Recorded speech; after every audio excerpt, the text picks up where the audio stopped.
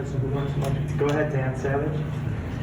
Coach Dan Savage, AtlantaMagic.com. We saw Cole surface on the injury report with a sprained right ankle. How's he doing, and how do you sustain the injury? I think you heard it a couple games ago, but he's just been down and fighting through it, that's Cole. So, but he's good to go for tonight. Coach, Trae Young just dropped 41 points last night. What's your plan for Trae tonight?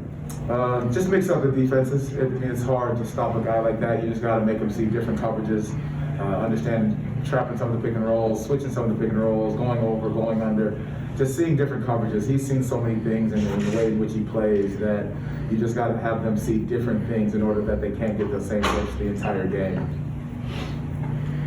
Jamahl, after this is going to be AllStar Break, I guess how important will this break be for you guys, not just from a improvement standpoint, but get the guys, seems like Cole's been banged up with his right ankle, obviously RJ's been out, just get those guys, in a better place health-wise. I think it's great for these guys to get a little bit of a break. That it's going to be so important for them to rest their bodies, rest their minds. I think it's coming at the right time for these guys. I guess what's going to be the biggest thing you need to focus on outside of health, I guess from an improvement standpoint, to make sure you guys have a better start post-break than you guys have had these past few games? Well, that's the thing about the break. You use it for just as well as coaches to find out exactly those things as we sit back and reflect on them. So those will be things that we'll talk about over the break, and just so we can evaluate once we step right back in. Coach, Jalen missed the previous 3 meetings against Trae Young.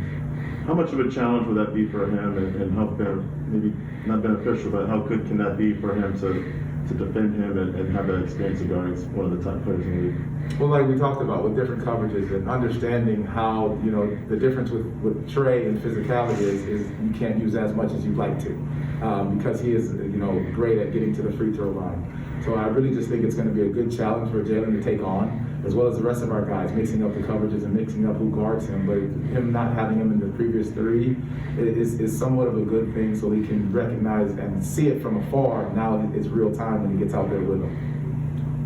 Coach, we talked about the AllStar Break starting, tomorrow. Guys could do all types of things. Wendell is starting off by speaking to a number of young men for a youth mentorship program. Just how much does that speak to his character and what he's all about? It's exactly who he is and what he represents. We talk about the foundation of things, and that young man is truly and extremely special in his willing and wanting to empower those around him, as well as the community. He's just a tremendous young mentor for so many, in my opinion. Coach, on Friday night, Jalen and Cole will be coached by James Worthy, and Franz Wagner will be coached by Rick Barry. Obviously it's a very festive event, but for them to soak in some information from those 2 guys, particularly who are, 2 of the greatest of all time, how important will that be for them? It's such a great experience for these young men to just be around the caliber of players that are going to be there, as well as, celebrating 75 years since the NBA, that the history of the game, which has given these guys such a great opportunity now. So to take that in and soak that all up is it's a phenomenal opportunity for them.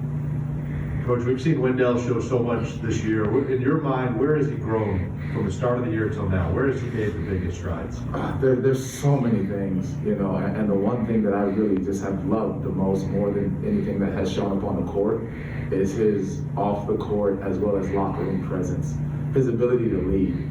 He does it in such a way that not just necessarily his physical presence, but his voice says so much to these guys. And if you're talking about on the court, his passing ability, his ability to sit down and guard 1 through 5 at times.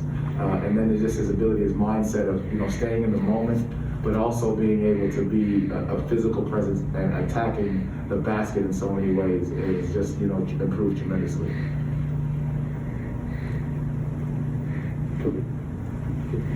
I think it was after the last game you mentioned that the finishing at the rim has improved, not just getting to the paint, but finishing once you get in there.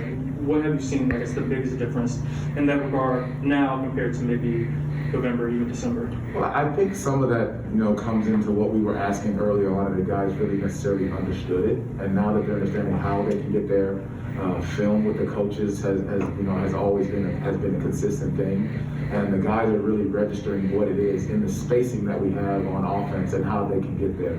So I think over time, they've registered what we're asking, and now they're being able to apply it a little bit easier.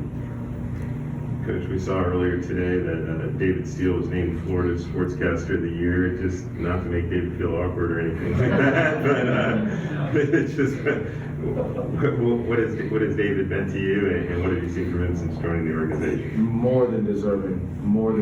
I'm so excited for him, and he's been just a tremendous help and just making the transition into this position so, I want to say easy because of the level of communication and demeanor and rapport and that we've created. It's just been great, honestly. I'm so excited for him, and it's more than deserving. All right, there's no follow-up questions to that. Thank